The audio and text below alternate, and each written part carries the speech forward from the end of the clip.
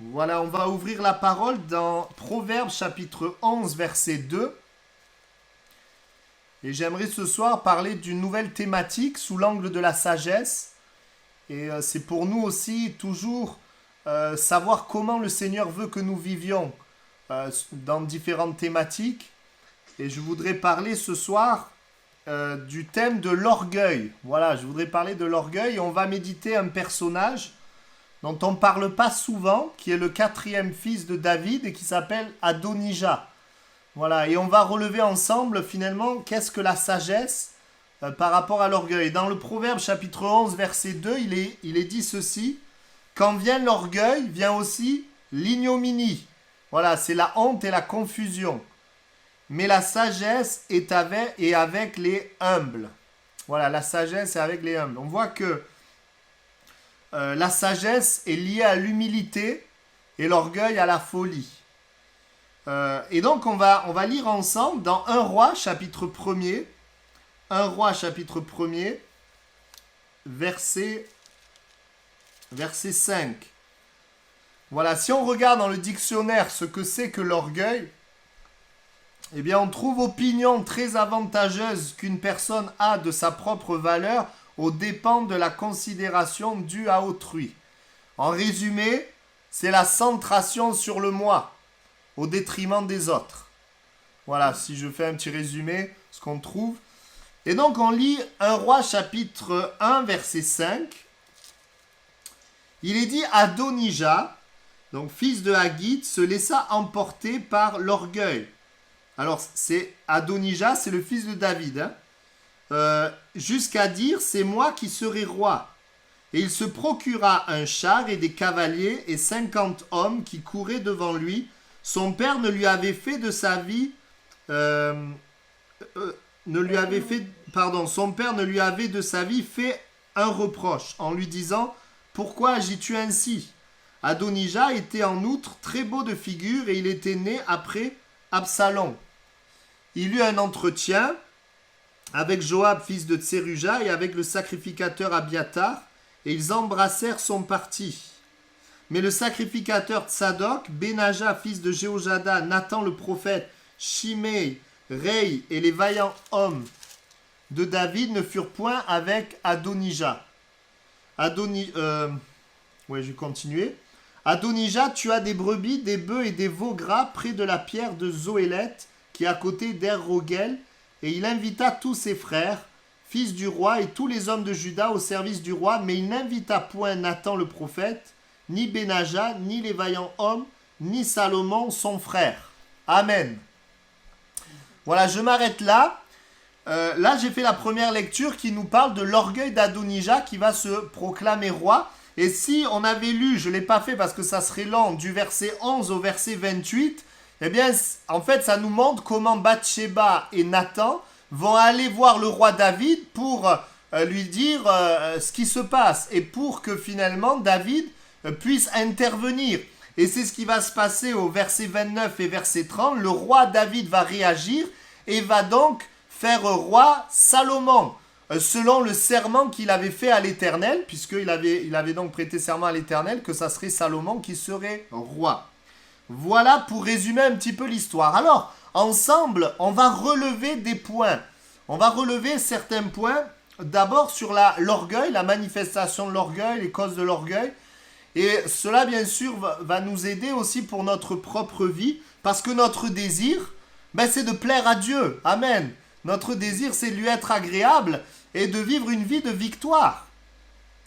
Adonijah, la parole de Dieu montre donc, c'est écrit littéralement, qu'il fut emporté par l'orgueil. C'est pas une paraphrase, c'est pas une idée que j'ai, là c'est vraiment ce que la parole de Dieu dit. Et donc il dit: c'est moi qui serai roi. Donc on voit que le moi est mis en avant. Et la première chose, la manifestation de l'orgueil, c'est quand le moi est en avant. Lorsque c'est mon intérêt, c'est ma personne, c'est ce que je désire qui passe avant tout le reste. Alors que ce qui aurait dû se faire, c'est que Salomon aurait dû régner. Voilà, c'était le serment qu'avait fait David. Et j'aimerais, à chaque fois, je vais aussi montrer l'exemple contraire l'exemple de Jésus. Jésus lui-même, quand on regarde son exemple, Jésus n'était pas centré sur lui. Jésus était centré sur Dieu et il agissait pour les hommes. Et je dirais que si l'orgueilleux, il pense à lui, le humble, eh bien, il pense à Dieu et il pense aux hommes. Il pense aux autres. Et ça, c'est important. Jésus lui-même dira, je ne suis pas venu, moi, faire ma volonté, je suis venu faire la volonté du Père. Jésus n'est pas centré sur lui, il fait ce que le Père veut qu'il fasse. Et quand il est face aux besoins des gens, Jésus répond à leurs besoins. Pourtant, vous savez, les besoins, ils étaient nombreux. Parfois, Jésus était fatigué. Alors, ça ne veut pas dire que Jésus ne dormait pas, mais bien sûr que Jésus prenait aussi soin de son corps. Mais on voit que Jésus, il répondait aux besoins. Il faisait passer la volonté de Dieu avant ses propres besoins. Et c'est pour nous un exemple. Vous savez que quand on est petit, eh bien, c'est normal, on est centré sur moi. Hein, moi. Hein? Mais quand on grandit, eh bien, on apprend à se décentrer du moi pour voir les autres. Et nous, en tant que chrétiens, eh bien, on peut vivre une vie chrétienne où on est toujours centré sur le moi, mais c'est peut-être pas visible. Le Seigneur nous appelle à être centré sur lui et puis de considérer les autres. Par exemple, alors j'ai pris des exemples pour nous donner des idées. Dans la vie de l'Église, on peut très bien servir le Seigneur ensemble et on peut faire le même service et l'un peut être centré sur Dieu et les autres et l'autre peut être centré sur le moi. Et pourtant, on fait le même service. Vous voyez? Et donc, comment ça se manifeste? Eh bien, quand on fait un service qu'on est centré sur le moi, ben, si on ne suit pas nos idées, ben, on est frustré. Celui qui est centré sur le moi et qui n'est pas écouté, il va être frustré. Mais celui qui est centré sur Dieu et sur les autres, même si on n'écoute pas ses idées, c'est pas un problème. Vous voyez, c'est un exemple. Ou encore, celui qui est centré sur le moi, il veut qu'on le remarque. Qu'on remarque ses forces, qu'on remarque ses capacités, qu'on remarque ses dons. Celui qui est centré sur Dieu et sur les autres, le but, c'est pas qu'on remarque ce qu'il fait. Le but, c'est que l'autre soit béni et que Dieu soit glorifié. Amen. Donc, on voit des exemples. Pourtant, on peut faire la même chose, mais est-ce que c'est l'orgueil ou est-ce que c'est l'humilité? On peut aussi faire quelque chose pour avoir un poste de responsabilité, comme Adonija qui voulait être roi. Mais on sait très bien, il voulait être roi pour le prestige, pour les avantages, et non pas pour s'occuper des gens, pour s'occuper du peuple. On peut très bien aspirer à vouloir faire quelque chose pour une position. Celui qui est orgueilleux, du coup, sera déçu s'il n'a pas un poste de responsabilité, alors que le humble sera heureux dans ce qu'il fait puisqu'il peut répondre à des besoins. Voilà, c'est un exemple. Dans le travail, c'est pareil. Je peux, par exemple, je me dis, même si le travail n'est pas fini, je veux finir plus tôt pour être tranquille. Donc, je pense à moi plutôt que de penser à l'intérêt des autres. Et en tant qu'enfant de Dieu, en tant que croyant, on est appelé à ne pas être centré sur nous, mais à être centré sur le Seigneur et faire tout pour la gloire de Dieu. Donc faire la tâche qui nous incombe d'une bonne manière, que les autres ne puissent pas dire, lui il est parti, il a tout laissé, et puis c'est nous maintenant qui travaillons. C'est un exemple. Je ne considère pas mon intérêt, mais je considère les intérêts des autres. Je me souviens quand j'ai commencé à travailler, alors j'ai fait plusieurs travaux, j'ai commencé dans des stages à 16 ans et puis j'ai travaillé plus tard en tant qu'étudiant et je me suis retrouvé donc à travailler dans des comment je pourrais vous appeler ça, une sorte d'usine en fait où j'étais préparateur de commandes donc dans les surgelés, donc je travaillais à moins 28 degrés, donc j'avais une grosse veste, un bonnet, enfin j'avais tout l'attirail qu'il fallait. Et je me souviens, je suis rentré dans cette entreprise et on avait chacun des commandes. Et nous, on était juste des étudiants. Alors, il y avait moi, puis il y en avait d'autres. J'avais des amis à moi aussi qui sont rentrés. Et je me souviens, il y avait des commandes qu'il fallait faire. Alors, il y avait des colis à mettre comme ça. Et vous aviez des bonnes commandes et des mauvaises commandes. Les bonnes commandes, c'est quand tu avais 50 trucs d'une même chose. Et tu prenais et en moins d'une minute, tu faisais 50 choses. Les mauvaises commandes, c'est que tu avais Un.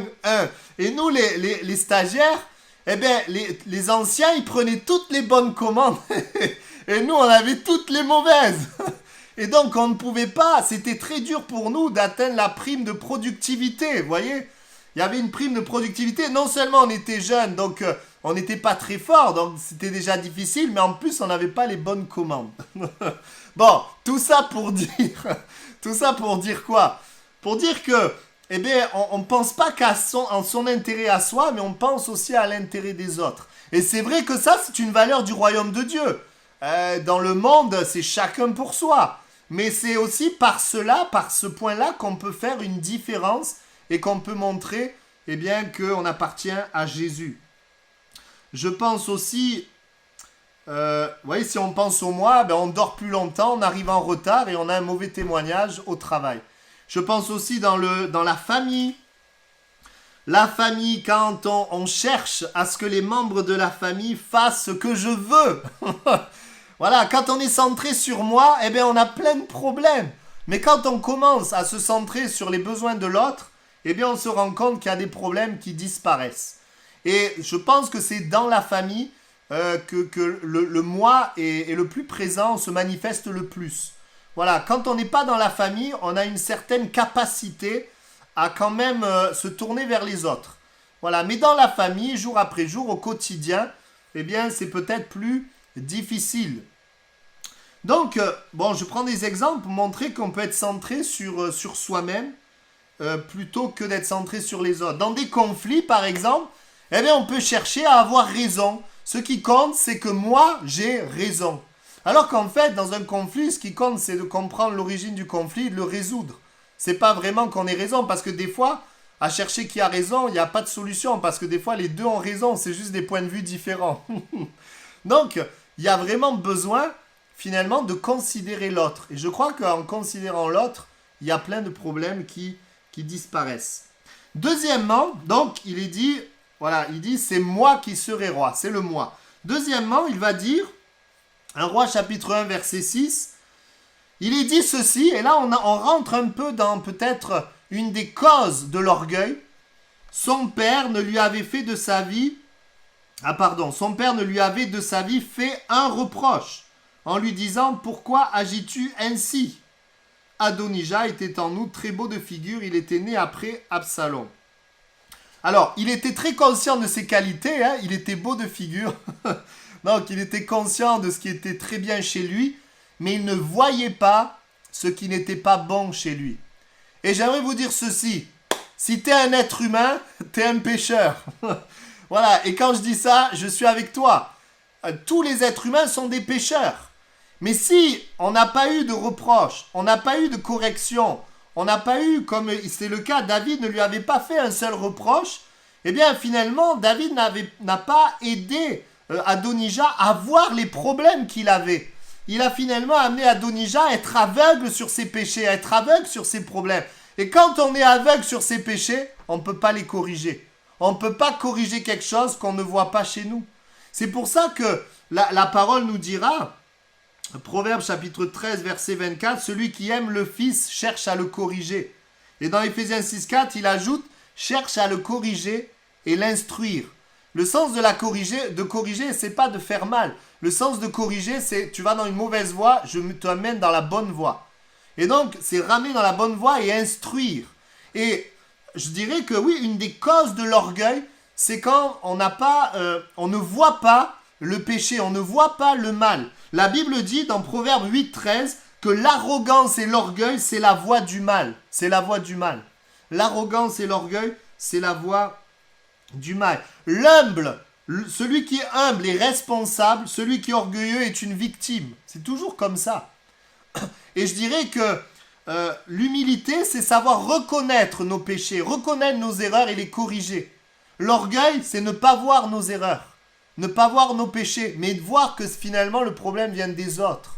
Et de cette manière, bon, on le verra dans quelques instants dans la prédication, mais de cette manière, on fait le vide autour de nous.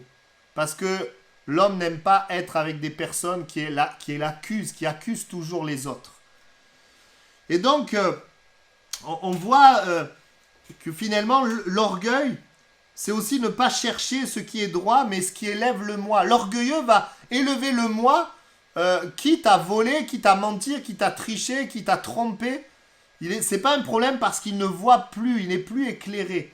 Et dans ce texte, on voit clairement qu'il n'avait pas été repris sur le mal. Donc, frères et sœurs, vous savez, la Bible dit, celui qui flatte son prochain, il tend un filet sous ses pas.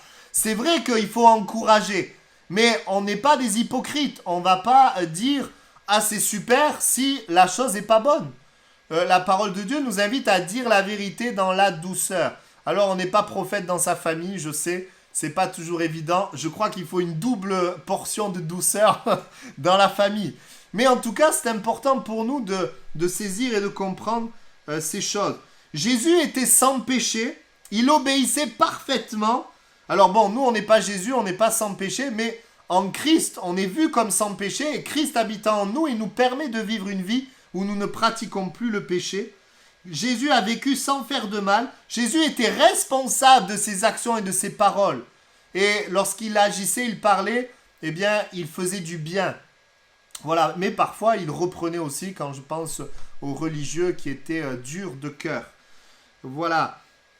Et je dirais, oui, souvent je disais ça à la jeunesse, dans les couples, une des premières qualités dans un couple, c'est que les deux, ils sachent se remettre en question.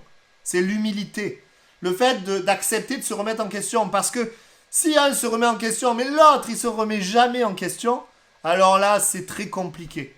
Là, il y a de la souffrance, et là, c'est très compliqué. Donc, que le Seigneur nous aide aussi à se remettre en question. Le Seigneur nous enseigne aussi dans des moments de nos vies où peut-être quelqu'un nous reprend, que quelqu'un nous fait un reproche, de pouvoir écouter, de pouvoir considérer. Ça ne veut pas dire que tout ce qu'on nous dit est vrai, mais de pouvoir aussi examiner si ce qu'on me dit est vrai et de pouvoir corriger. L'orgueil nous anesthésie par rapport au péché. On ne sent plus, on ne voit plus le péché. Là, l'orgueilleux ne voit plus le mal qu'il fait, pourtant les autres le voient. Que le Seigneur nous garde de cela. L'orgueil, oui, quand on parle de ça, ça étouffe la conscience, on ne se rend pas compte du mal qu'on fait. Et l'orgueilleux, son intérêt passe avant le prochain, et même avant la droiture et ce qui est droit et ce qui est bien. L'orgueilleux est prêt à faire le mal tant que le moi est mis en avant. L'orgueilleux n'est pas enseignable, le humble est enseignable. Et c'est vrai que on est appelé à aimer chaque personne. Mais travailler avec un orgueilleux, travailler avec quelqu'un qui fait les choses de cette manière, c'est très compliqué. Donc que le Seigneur nous aide aussi à veiller sur nos cœurs et à avoir une attitude humble. Amen. Et puis dans 1 Roi chapitre 1er verset 7, il est dit donc que Adonijah eut un entretien avec Joab, fils de Tseruja, et avec le sacrificateur Abiathar, et ils embrassèrent son parti.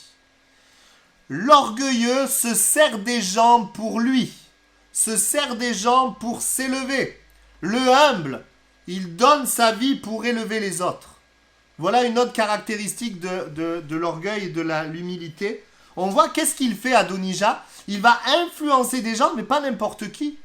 Il va amener des personnes dans son parti. Il est dit Joab et Abiathar. Et en fait, Joab et Abiathar, c'était qui? Joab, c'était le chef de l'armée de David, l'ancien chef de l'armée de David. Et Abiathar, c'était le sacrificateur. En fait, c'était Adonijah, il avait besoin de ces gens pour être roi. Il avait besoin du sacrificateur. Et il avait besoin aussi pour affermir la royauté d'un chef d'armée. Et donc, il se sert vraiment des gens pour lui-même, pour son propre intérêt. Et vous savez, on est dans un monde, je ne sais pas si vous avez remarqué, mais parfois, on veut te vendre quelque chose, on veut te dire, c'est merveilleux, avec ça, tu seras heureux, ta vie va changer. Mais en réalité, on se sert en fait, on veut ton argent, en fait de compte. Vous voyez? Donc, alors, je ne dis pas tout le temps, mais c'est un peu, malheureusement, ce qu'on peut retrouver dans ce qui est commercial. Bien sûr, pas partout, il y a des choses qui sont bien faites. Mais c'est une réalité. L'orgueilleux se sert des gens. Qu'est-ce que Jésus a fait, lui? Jésus, le grand roi des rois, le Seigneur des seigneurs, Celui qui mérite d'être servi, c'est abaissé pour servir les autres. Amen. Il a lavé les pieds de ses disciples. Il leur a lavé les pieds. Il a montré, je suis le roi. Il dit, vous dites, je suis le roi et vous faites bien. Mais il leur enseigne, je suis serviteur. Et en tant qu'enfant de Dieu, pour nous, la sagesse, eh bien, c'est pas de se servir des autres pour accomplir nos plans, nos projets, pour être élevés, mais c'est donner notre vie pour élever les autres, pour glorifier Dieu. Amen. Et ça, on veut le vivre dans l'église, on veut le vivre dans le travail, on veut le vivre dans la famille. Amen. Vous savez, des fois, alors, je parle souvent des jeunes parce que j'en ai vu beaucoup. Les jeunes, ils veulent choisir un conjoint pour combler leur manque, des fois. Voilà, moi je te veux toi, comme ça va combler mon manque. Mais quand tu fais ça, que les deux, ils choisissent pour combler leur manque, eh bien, au bout d'un moment, eh bien, il y en a un qui est perdant, hein. Parce que, malheureusement, eh bien, on ne rend pas l'autre heureux. On se sert de la personne pour combler mon manque et une fois que c'est comblé, bon ben j'ai peut-être plus besoin de toi, je peux aller voir ailleurs. Et la personne, on la laisse avec un cœur brisé, un cœur détruit. Quelle est la volonté de Dieu? La volonté de Dieu, c'est que Dieu comble notre cœur pour être capable d'aimer un conjoint. Et c'est vrai que l'amour du monde, il demande.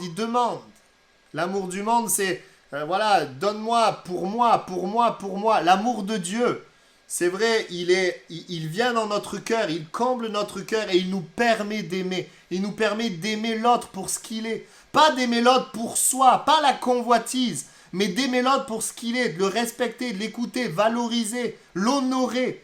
Et ça, sans Dieu, c'est impossible à long terme. Alors l'homme a une certaine capacité à court terme.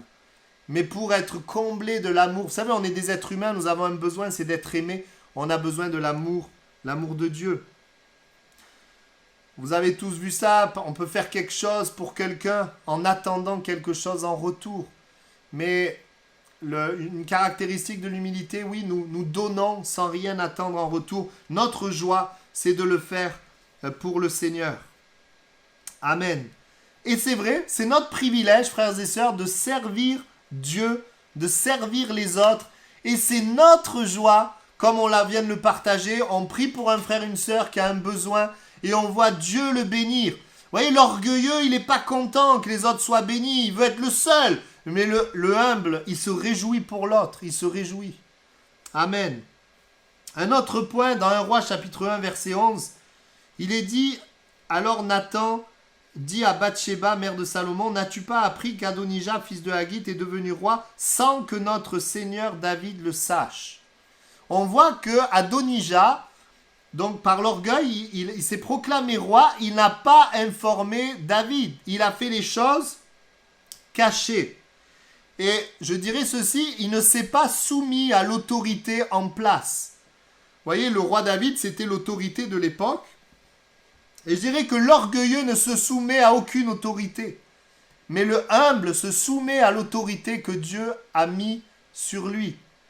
Alors, se soumettre à l'autorité, ça ne veut pas dire qu'on ne dit rien, on suit, etc.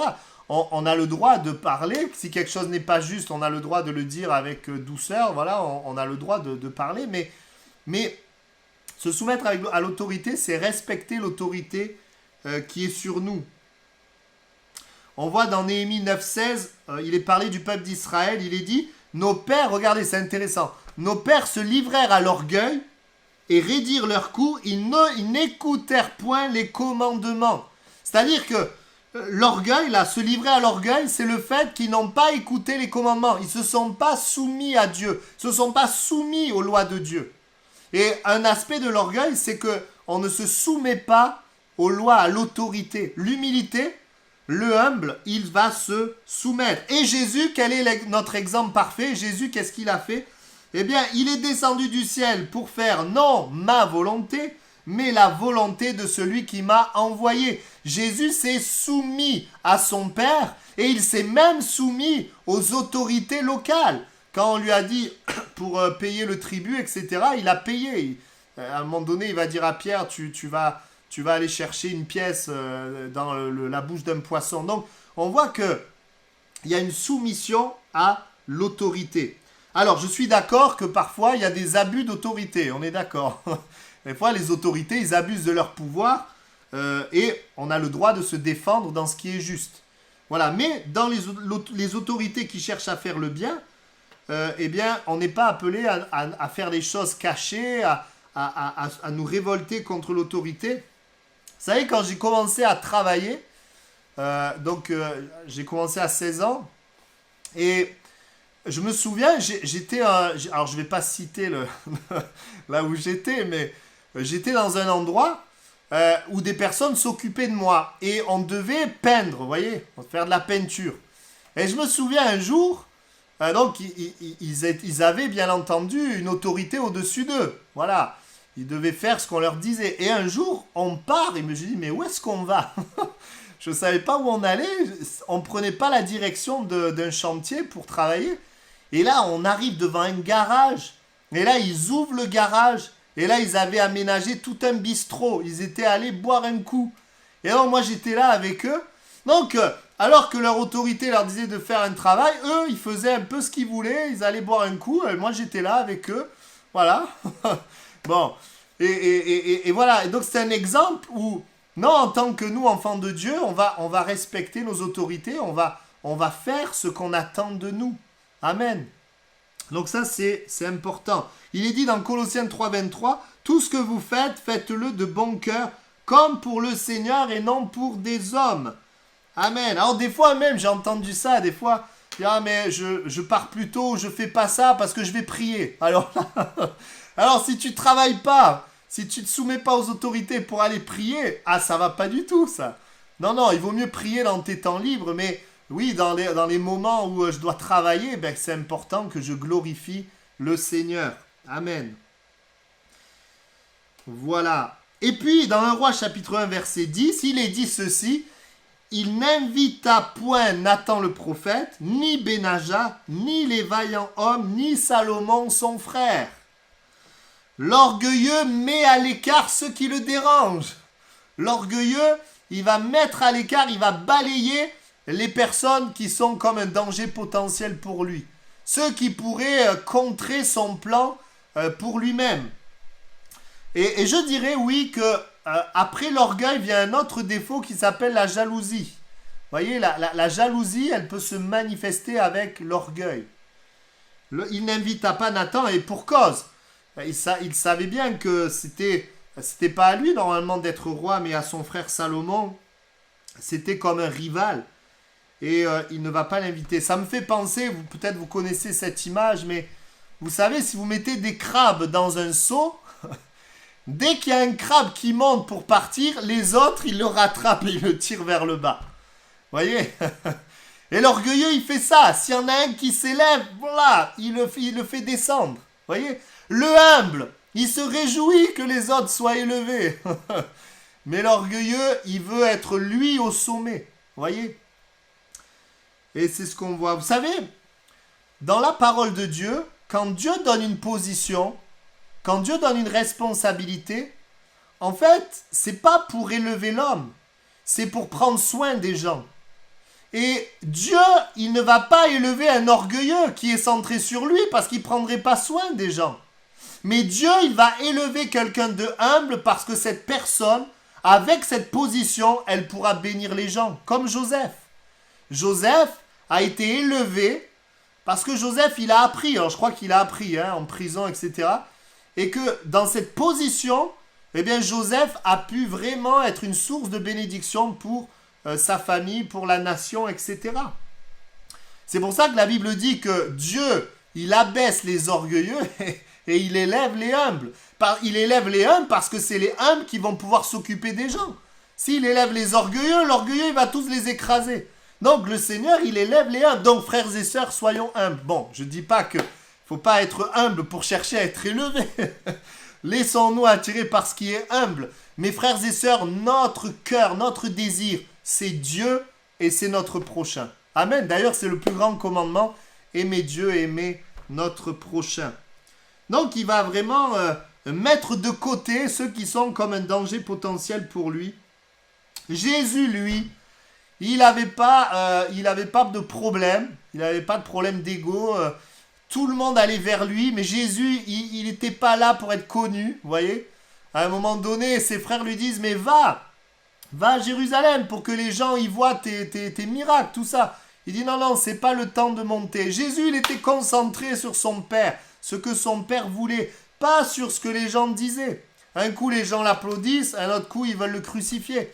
Donc, Jésus lui-même, il était vraiment centré sur Dieu, et puis, il bénissait les personnes qui étaient là sur son chemin, les personnes dans leurs besoins. Et nous savons que Jésus est mort sur la croix. Il a été abaissé pour pouvoir tous nous relever, nous élever. Nous qui étions pécheurs, il est mort à la croix afin que nous soyons sauvés, restaurés et que nous ayons une vie abondante. Jésus est vraiment notre exemple parfait. Amen. Je pense à cet exemple, je le vois, vous savez, à l'école, à l'école, vous avez toujours l'intellectuel. Vous savez, celui qui il travaille bien, il est devant, il écoute. Et en général, il n'est pas trop aimé, celui-là. Hein? Les autres lui disent, ah, tu es là, t'es là pour, t'écoutes le professeur. Vous voyez, il est mal vu, en fait. Pourquoi? Moi, je vais vous dire pourquoi. Parce qu'il dérange celui qui est là dans l'école, dans la classe, pour mettre le bazar. L'intellectuel, il lui rappelle, finalement, il réveille sa conscience. Celui qui est là, il pense à lui, il veut mettre le bazar dans le cours. Il a devant lui l'intellectuel qui veut réussir, vous voyez, qui veut avancer, progresser. Ah, mais ça va le déranger. Ça le dérange que lui, il y arrive et que moi, j'y arrive pas. Donc, bon, c'est une image, mais c'est pour montrer que parfois, oui, il y a l'orgueilleux, il va éloigner les personnes qui, quelque part, réveillent aussi sa conscience. Vous voyez, des fois, Dieu mettra des gens pour nous dire ce que tu fais, c'est pas bien. Ah, nous, on va dire, allez, enlève-toi de là, toi. Je veux pas te voir. Mais parfois, le Seigneur veut nous parler. Bon, j'exagère. Nous, à Toulouse-Est, on est trop bien pour ça, mais... non, je plaisante.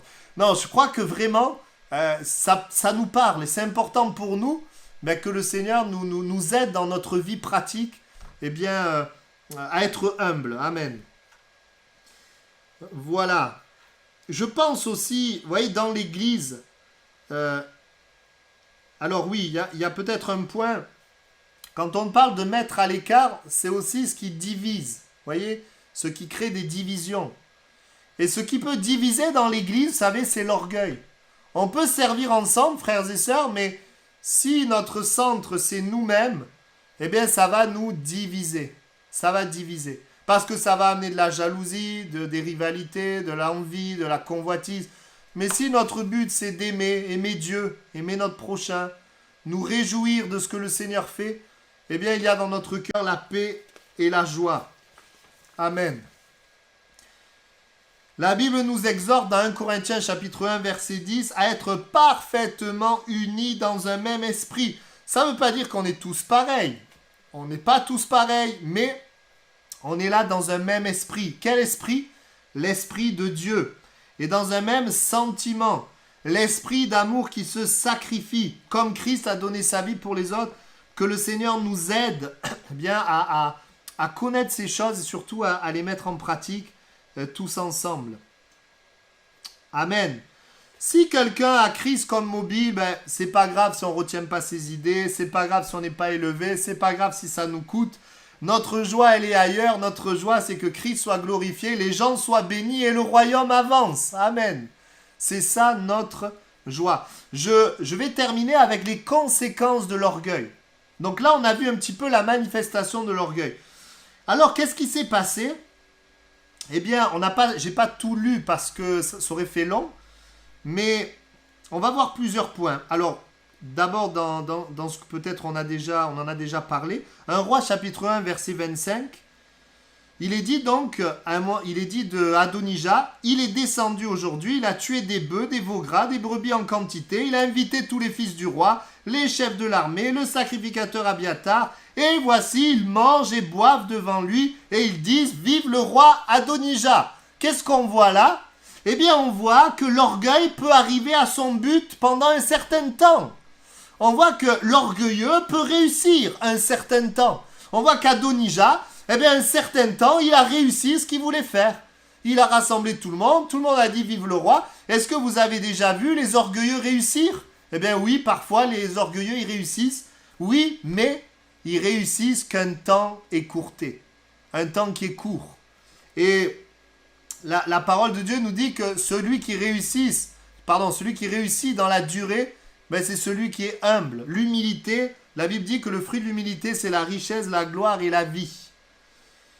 Et c'est vrai que les gens qui sont pleins d'eux-mêmes, en général, ils cachent leur mobile. Ils vont pas dire, écoutez, moi je veux être roi, c'est pour tous vous écraser. Ils vont pas dire ça. Bien sûr que ils cachent le mobile qui est le moi, avec toutes sortes d'avantages. Mais à un moment donné, les mobiles sont dévoilés et la chose, elle éclate. Et c'est ce qui va se passer. Quand le roi David va proclamer Salomon roi, eh bien, deuxièmement, donc premièrement, l'orgueil peut arriver à son but dans un temps limité. Deuxièmement, l'orgueil amène la chute, l'orgueil amène l'abaissement. 1 Roi chapitre 1, versets 45 à 50. Il est dit donc, voilà, le sacrificateur de Sadoc et Nathan l'ont oint pour roi à Guillon. Donc il est parlé de Salomon. Et de là, ils sont remontés en se livrant à la joie et la ville a été émue.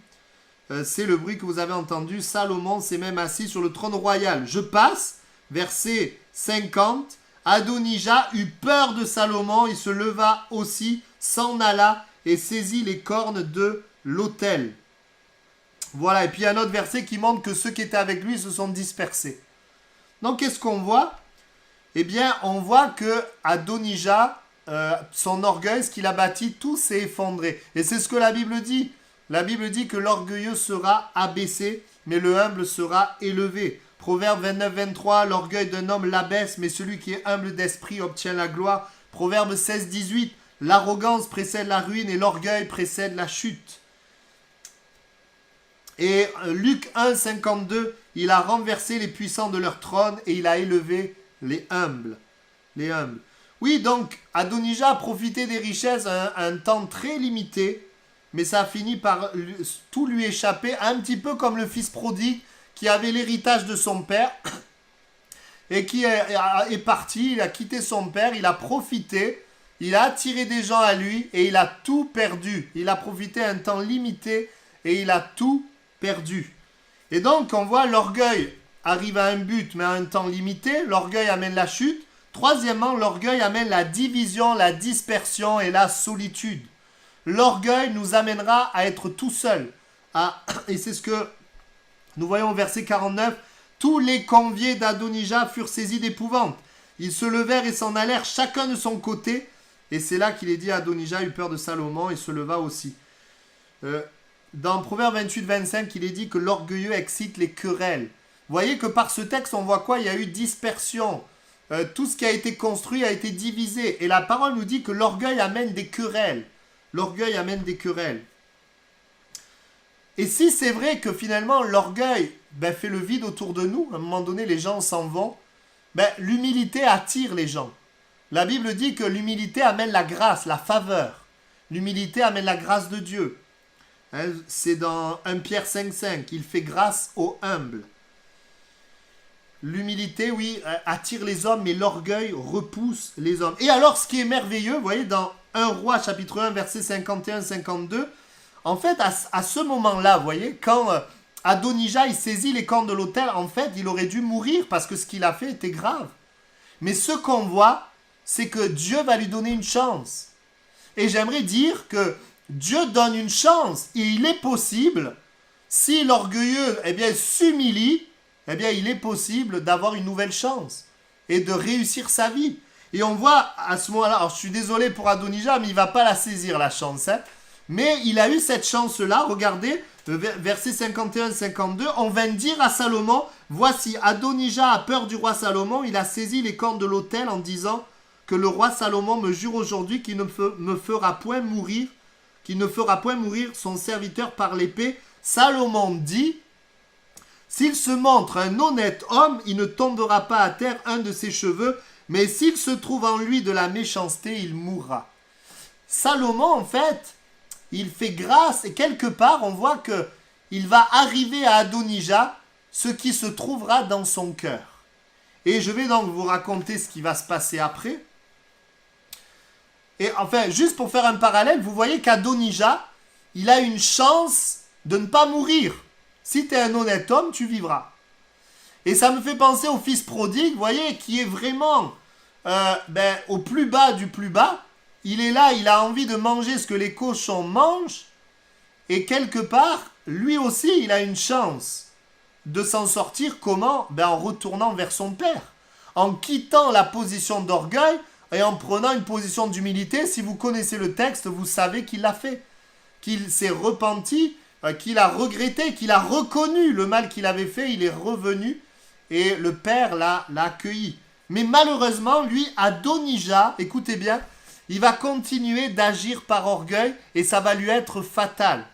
Il y a donc une petite histoire, vous la trouvez dans 1 Roi chapitre 2 verset 13-17 et 1 Roi chapitre 2 verset 22-23. En fait, ce que l'on voit, c'est qu'Adonija, il va, donc il y a un peu de temps qui est passé, il va demander à Bathsheba de pouvoir avoir Abishag. Abishag, c'était une jeune femme qu'on avait amenée près du roi David. Donc elle faisait partie quelque part du trône royal. Et il demande à Bathsheba de demander à Salomon de lui donner Abishag pour femme. Et quand il fait ça, en fait, il montre que son cœur n'a pas changé, qu'il veut toujours la royauté. Et donc, quand il va demander cela, Bathsheba va aller voir Salomon, va demander ça, et Salomon va répondre ce qu'on va lire ensemble au verset 22-23. Pourquoi demandes-tu Abishag la Sunamite pour Adonija? Demande donc la royauté pour lui, car il est mon frère aîné, pour lui, pour le sacrificateur Abiatar et pour Joab. Alors le roi Salomon jura par l'Éternel en disant que Dieu me traite dans toute sa rigueur si ce n'est pas au prix de sa vie qu'Adonija a prononcé cette parole. Et Adonija va mourir parce qu'il a continué de rester orgueilleux. Il a continué de vouloir le trône, de vouloir ce qui n'était pas réservé. Et j'aimerais dire que le salaire de l'orgueil, la finalité de l'orgueil, c'est la mort.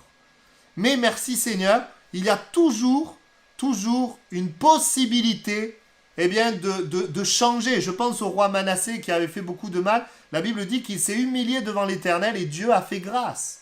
Vous voyez, Dieu fait grâce aux humbles. Dieu fait grâce aux humbles. Donc la question, c'est pas si Dieu me fait grâce. La question, c'est est-ce que je suis humble ou pas? Est-ce que je me suis humilié ou pas?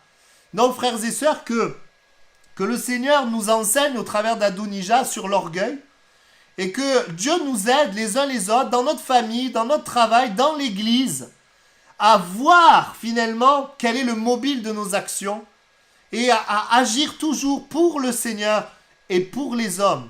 Et ce qui est merveilleux, frères et sœurs, c'est que si on est centré sur Dieu et sur les hommes, Dieu s'occupe de nous. Amen. Dieu s'occupe de moi, de toi.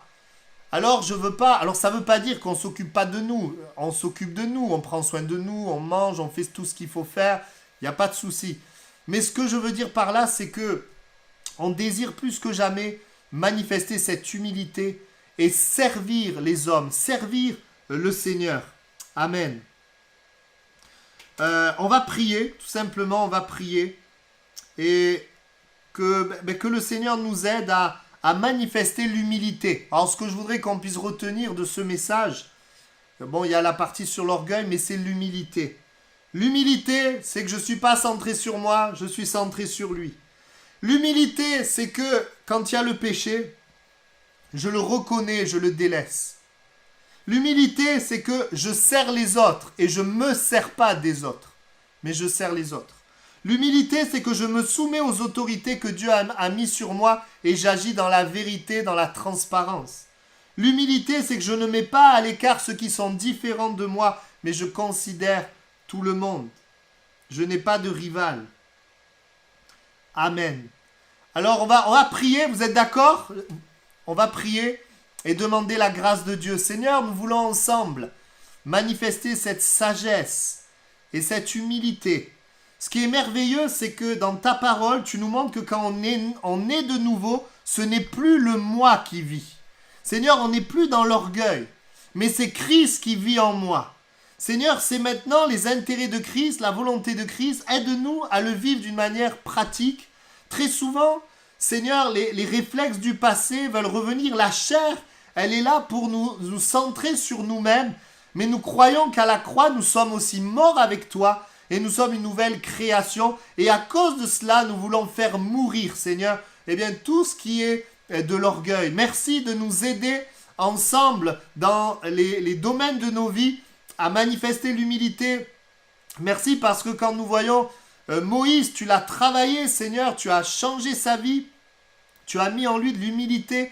Alors je te prie de le faire pour nous, pour chacun d'entre nous, que nous puissions manifester ce caractère de Christ. Merci Seigneur. Amen.